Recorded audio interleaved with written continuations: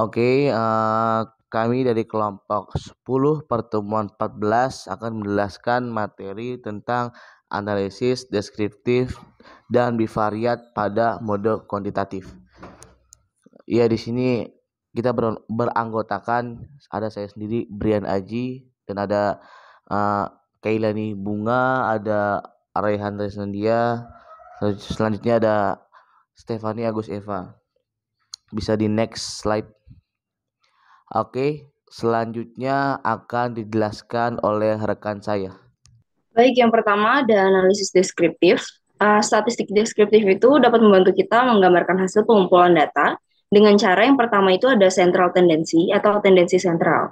Selain melaporkan distribusi nilai keseluruhan, terkadang disebut frekuensi marginal atau hanya marginal, Anda dapat memilih untuk menyajikan data dalam bentuk rata-rata atau ukuran tendensi sentral. Nah, rata-rata hanyalah salah satu cara untuk mengukur tendensi sentral atau nilai-nilai tipikal. Dua cara lainnya itu ada modus atau data yang paling sering muncul, dan yang satunya lagi itu ada median atau nilai tengah dalam distribusi peringkat atribut yang diminati. Maaf, diamati. Next slide. Selanjutnya ada dispersion atau penyebaran. Dispersi adalah distribusi nilai di sekitar beberapa nilai sentral seperti rata-rata. Kisaran adalah contoh sederhana dari ukuran dispersi. Dengan demikian, kita dapat melaporkan bahwa usia rata-rata suatu kelompok adalah 37,9 dan kisarannya adalah dari 12 hingga 89 tahun.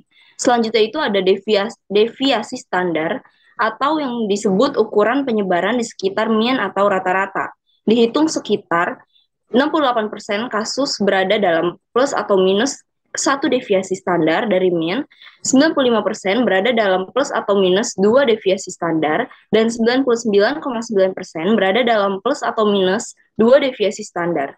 Dalam tiga standar deviasi, jadi misalnya tiga rata-rata dalam suatu kelompok adalah 30 tahun, dan simpangan bakunya atau deviasi standarnya adalah 10, maka 68%-nya berusia antara 20 dan 40 tahun. Semakin kecil simpangan bakunya, maka semakin rapat nilai-nilai tersebut. Dikelompokkan di sekitar rata-rata, maka simpangan bakunya itu jadi akan lebih tinggi dan nilai-nilainya itu tersebar lebih luas. Next slide. Selanjutnya ada statistik deskriptif dari sumber buku lain. Yang pertama itu tadi bukunya Baby, yang ini dari bukunya John. Statistik deskriptif itu umumnya dilaporkan mencakup frekuensi, misalnya berapa banyak peserta laki-laki dan perempuan dalam penelitian ini, atau rata-rata dan deviasi standar, misalnya beberapa rata-rata usia sampel atau berapa rata-rata kelompok tersebut, dan nilai deviasi standar yang sesuai untuk ukuran hasil utama. Uji statistik inferensial yang digunakan untuk menguji hipotesis dalam penelitian untuk desain eksperimen dengan informasi kategorikal atau kelompok pada variabel independen dan informasi kontinu pada variabel dependen. Peneliti menggunakan atau menguji analisis varians, univariat, analisis covariance, atau analisis varians multivariat. Untuk desain penelitian subjek tunggal, gunakan grafis garis sebagai garis dasar dan observasi perlakuan untuk satuan waktu absis atau sumbu horizontal dan perilaku target ordinat atau sumbu vertikal. Next slide. Selanjutnya akan dijelaskan oleh rekan-rekan. Izin masuk. Untuk analisis bivariat itu, analisis data dibagi menjadi tiga, yaitu univariat, bivariat, dan multivariat. Nah, untuk analisis bivariat sendiri itu, yaitu menganalisis dua variabel sekaligus. Namun, seperti analisis univariat, tujuan perbandingan subkelompok sebagian besar bersifat deskriptif. Kebanyakan analisis dua variabel dalam penelitian sosial menambahkan unsur lain, yaitu menentukan hubungan antar variabel itu sendiri. Dengan demikian, analisis univariat dan subkelompok berfokus pada deskripsi individu atau unit analisis lain yang diteliti. Sedangkan analisis dua variabel berfokus pada variabel dan hubungan empirisnya. Bisa di next slide aja. Nah, selain itu, analisis dua variabel juga merupakan analisis dua variabel secara simultan dengan tujuan untuk mengetahui hubungan empiris antara dua variabel. Membuat tabel presentasi sederhana atau menghitung koefisien korelasi sederhana merupakan contoh analisis dua variabel. Penggunaan hubungan sebab akibat yang logis antar variabel penting dalam menghasilkan dan membaca tabel presentase. Salah satu tantangan terbesar bagi analis data baru adalah menentukan arah persentase yang tepat untuk grafik tertentu. Nah, analisis bivariat biasanya memiliki tujuan kausal yang menjelaskan. Kedua contoh hipotesis ini telah mengisyaratkan sifat sebab akibat sebagaimana digunakan oleh para ilmuwan sosial. Bisa di next saja. Nah, selain itu, analisis bivariat memiliki poin utama. Di antaranya, yang pertama adalah analisis bivariat berfokus pada hubungan antar variabel, bukan pada perbandingan kelompok. Analisis bivariat mengeksplorasi hubungan statistik antara variabel independen dan variabel dependen. Tujuannya biasanya bersifat menjelaskan dan bukan sekedar deskriptif. Saya di next. Untuk selanjutnya akan dibacakan oleh rekan kami. Silakan. Oke, selanjutnya ada data masalah. Kita mengambil kasus HIV di Kota Bengkulu ada 76 sepanjang 2023. Penyebabnya pergaulan bebas anak muda. Jadi di Kota Bengkulu, Dinas Kesehatan atau Dinkes Kota Bengkulu, Provinsi Bengkulu sejak Januari hingga saat ini menemukan 76 kasus orang terinfeksi Human Immunodeficiency Virus atau HIV di wilayah tersebut. Sejauh ini, angka tersebut termasuk menurun dibandingkan pada tahun 2022.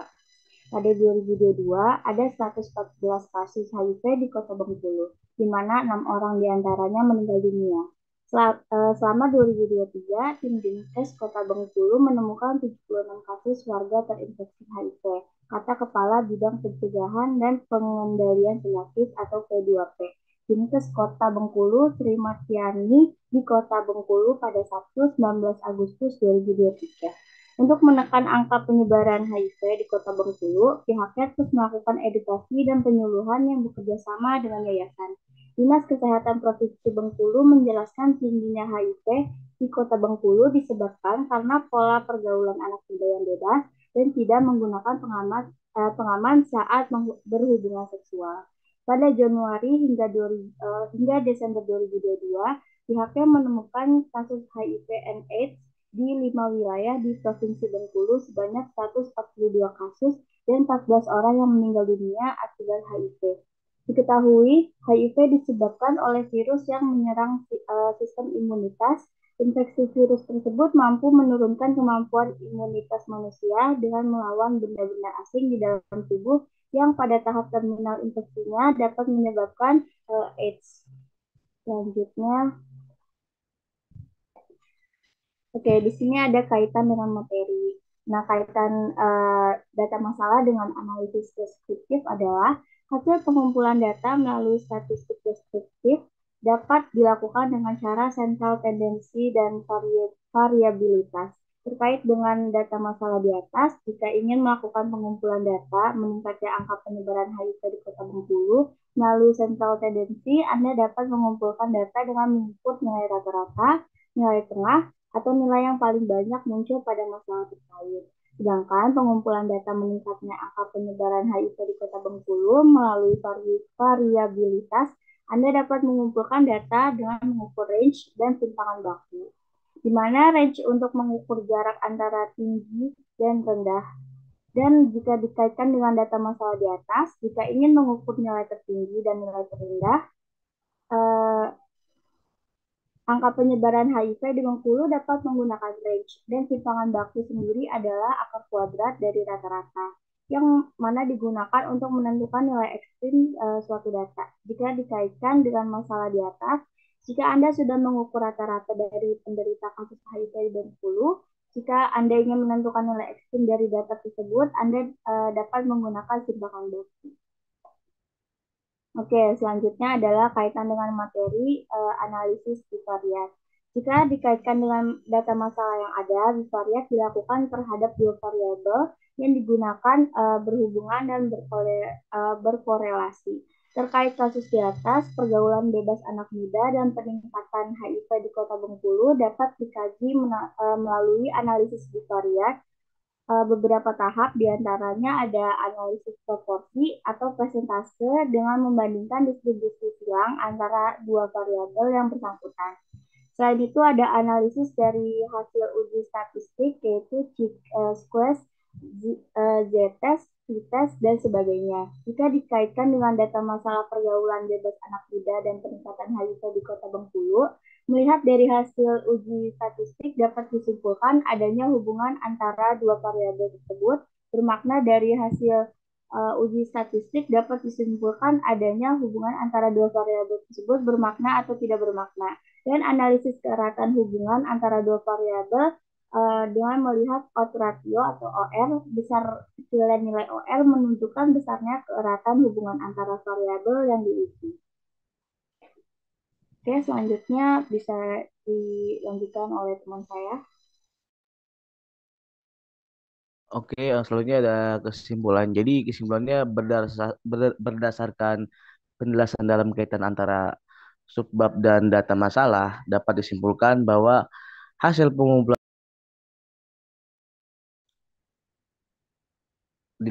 dapat dilakukan dengan statistik deskriptif dengan menggunakan sentral tendensi dan variabilitas.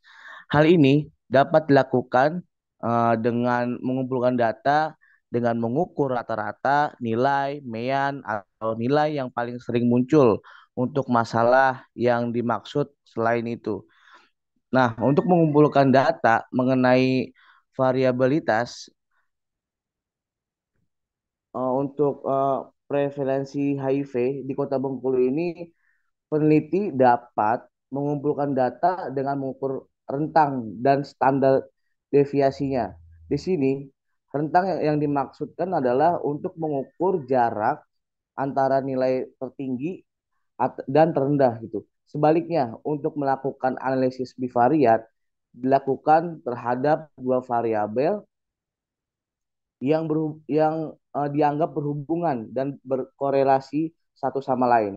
Hal ini menyimpulkan apakah hubungan dua variabel bermakna atau tidak dan menggunakan ODD rasio OR untuk menganalisis keerat tersebut. Besar kecilnya nilai OR ini menunjukkan keeratan hubungan antara variabel yang diuji. Nah, sarannya yaitu berdasarkan hasil analisis yang dilakukan penulis, eh, bahwa hasil analisis ini masih mempunyai banyak keterbatasan ya, dan kesalahan. Namun, hasil analisis yang diharapkan ini dapat memberikan kontribusi yang bermanfaat ke depannya, terutama dalam analisis deskriptif ini dan bivariat, serta hubungan antara subbab dan data masalah, khususnya dalam penanganan kasus HIV di Kota Bengkulu, sehingga dapat lebih objektif dan bervariasi dalam melakukan penelitian. Oke, mungkin demikian presentasi dari kelompok kami. Kurang lebihnya mohon maaf. Terima kasih.